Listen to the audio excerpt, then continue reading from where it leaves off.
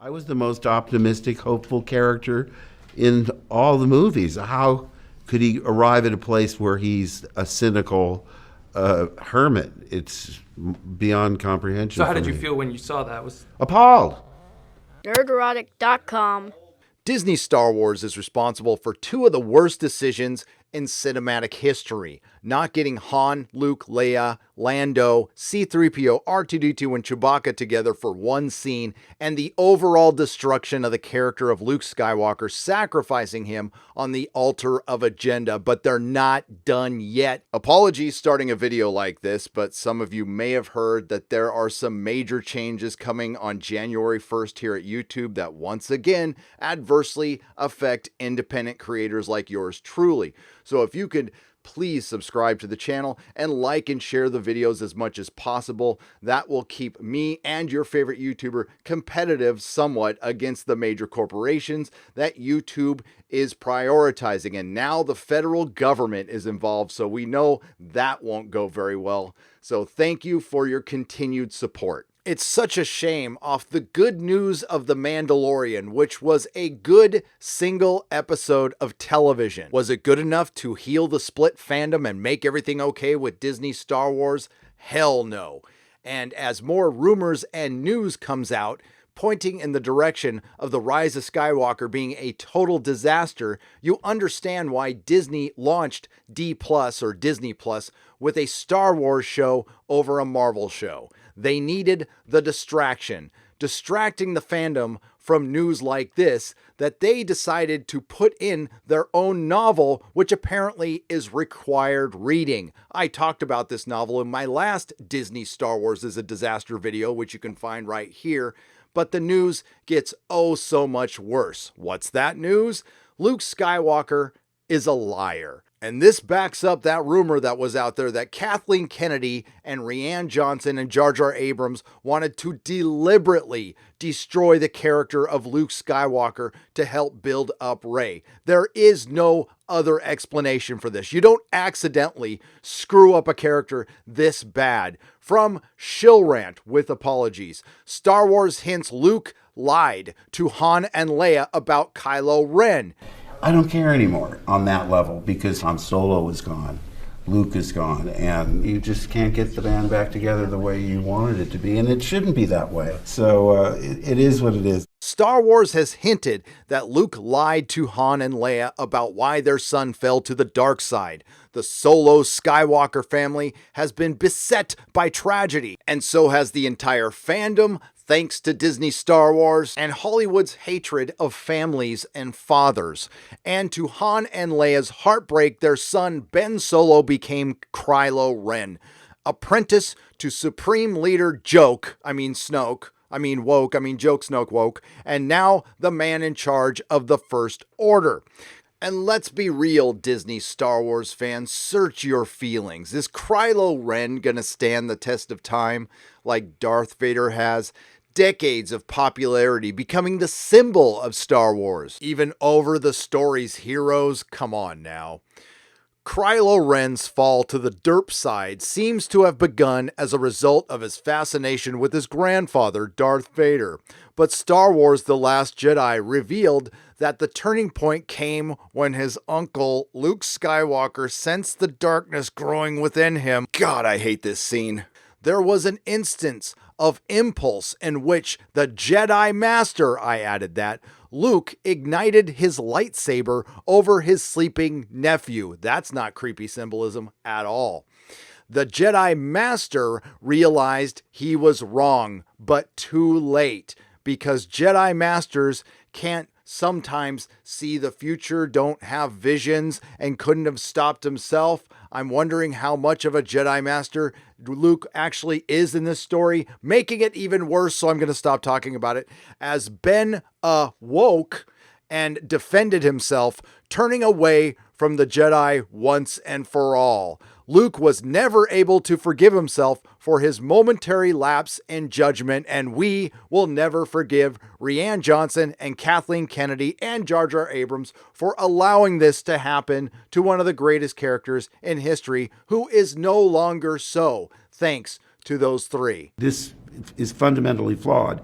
because a Jedi wouldn't give up. Making matters even worse, and I can absolutely agree with that statement, the latest Star Wars novel, Rebecca Roanhorse's Resistance Reborn, hints that Luke may never have told Leia the truth about that terrible day. In one early scene, Rey and Leia discuss Kylo Ren. Rey is still conflicted after the events of Star Wars The Last Jedi, and she approaches Leia for answers.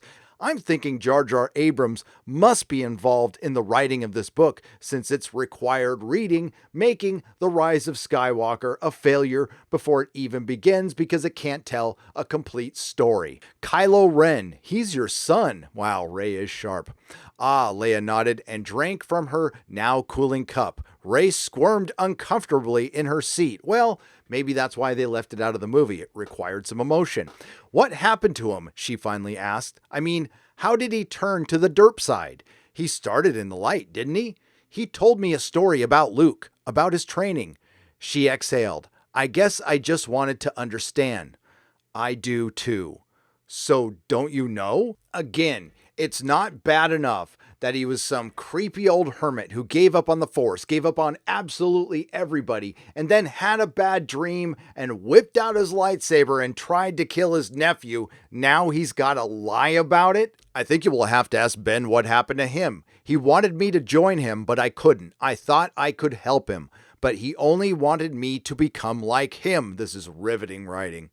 Rey's face fell. Again, I understand why they left this out of the film. And Leia could see the pain etched there. You can see it right here.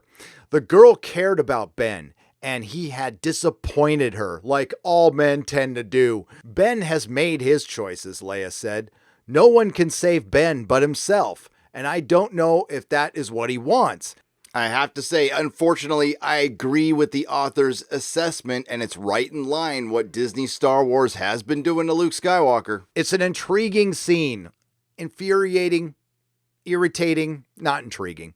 Not least because Roanhorse carefully avoids giving a sense of Leia's emotions. A surface reading, however, strongly suggests that Leia has never been told the truth about how Ben Solo became Kylo Ren.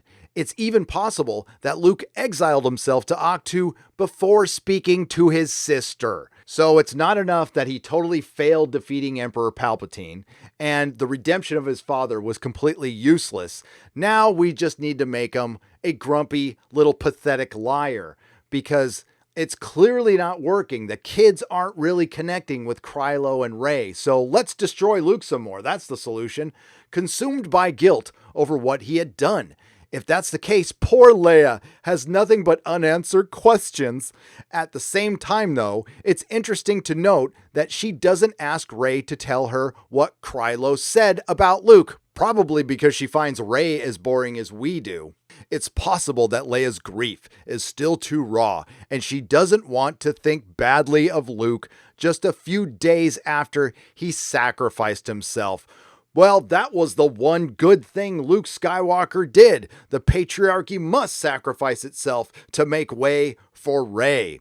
Alternatively, it could well be that she doesn't trust anything her son said. Well, he's a man, figuring it was just to manipulate Rey. And a quick reminder, while this is a shill rant theory, it is from a novel that is canon and is required reading before you watch The Rise of Skywalker. Leave Luke alone. This shines a disturbing light on Han Solo's tragic death in Star Wars The Force Awakens, because it suggests that Han and Leia had no idea what had happened to their son and were instead blindly trusting that he could be redeemed. And I'm guessing he still can be redeemed because he just killed his father. I mean, really, that's no big deal in Hollywood. They didn't know why Ben had fallen to the dark side, why he had become part of the First Order, and as a result, they had no real understanding of how Kylo could be brought back to the light side. As a result, Han walked into a situation on Star Killer Base and took a shot at redeeming his son when he had no real sense of where that target was. So what you're saying is, Han Solo needlessly died because he wasn't given enough information. He had no clue as to why his son turned to the derp side. Kind of like the audience. And to back up this theory even further, this from IndieWire. J.J. Abrams says new Star Wars won't play it safe like The Force Awakens. That sounds like an admission of guilt, actually. Thanks to Rian Johnson? Here's good news for anyone hoping The Rise of Skywalker is more Last Jedi than Force Awakens. What? So if I've succeeded in any way, it's all because of Ryan, and also if I fail, it's also because of Ryan. Abrams credits the storytelling risks of Johnson's The Last Jedi for helping show him the need to continue to be bold in The Rise of Skywalker. As Abrams puts it, Rian helped remind me that's why we're on these movies, not to just do something that you've seen before, except that's what you did. And at least you're kind of admitting that, but of course you're going to walk it back because you're a smooth talker, JJ. I think I said that to JJ, and he said, "No, you're dead." I won't say that I felt constrained or limited on 7. You might not have felt limited, but you were in talent. But I found myself wanting to do something that felt more consistent with the original trilogy than not. Well, if copying is being consistent, then you were. And on 9, I found myself feeling like I was just gonna go for it a bit more, which was what you were probably going to do anyway, along with pushing some more agenda. We didn't want to put any of our own, certainly in terms of the thematic material, we didn't want to put any of our own baggage. I mean, we had no interest in putting our messages into this movie, but we thought that we should honor Tolkien by putting his messages into it. While Johnson has been at the center of backlash for well over a year thanks to his divisive Last Jedi script, Abrams has long maintained that Johnson's Star Wars movie fit as needed into the larger story first started in The Force Awakens. In other words, Johnson didn't simply make radical storytelling choices for the hell of it just to screw with fans. No, you guys have a much higher calling. The needs of the Hollywood elite outweigh the needs of the plebs. I mean, it says right in the script, forget the past, kill it if you have to. And you're doing a pretty good job. I'm trying. I like having fun. I like having fun. I heard you. And so does the audience, but I'm guessing that wasn't the priority when they brought back the character of Luke Skywalker, was making him a grumpy old liar who tried to kill his nephew fun? Was that a fun decision? Did the audience have fun with that? Back to what you said about George Lucas being... impressing his own character. Yes. I think what happened was he sat down at a typewriter, and since he was trying to make a movie that really appealed to him, he sort of imagined himself as the hero, and he thought, okay, now what would I like to do? I think I want to be the guy at the very end that flies the spaceship and becomes this hero, and I'd like to... out his childhood fantasies. Sure. Star Wars was a simple and fun story, a story that Disney was capable of telling in the past, but this is no longer that Disney. Unfortunately, this is a sad reminder what the priority is still at Disney Star Wars, and while that one episode of The Mandalorian was good, and I will be reviewing the second episode on Friday, I will use the Eddie Murphy analogy again like I did in my live stream today. It's like giving a starving man or a woman a Ritz cracker. It's the greatest thing we ever tasted, but ultimately, it's just a Ritz cracker. I'm not falling for the nostalgia trap. The reason they brought back Luke Skywalker in the way they did, and the reason they keep throwing dirt on his character, and in doing so in this book, making Han Solo look like a bigger idiot, like I said before, is because they can't show on screen a man mentoring a woman anymore. A woman cannot receive power from a man. She has to get it on her own or from another woman. And that's why, out of nowhere, Leia will be completing Rey's training or helping her with her training. Now, this is a story I would have loved to have seen, but if we're just going to get a 5-minute training scene and we're going to leave the rest to comic books and novels, again, this is why The Rise of Skywalker will be a complete failure. This is why it is a failure, and Disney Star Wars is a joke. And now they are just turning the page, and they can't do it fast enough. If you like what you heard, please like, share, and subscribe. If you didn't like what you heard, thank you for listening this long. I will see you in the next video. Nerdrotic.com. Please subscribe. The studio executives generally are not the most sophisticated people in the world.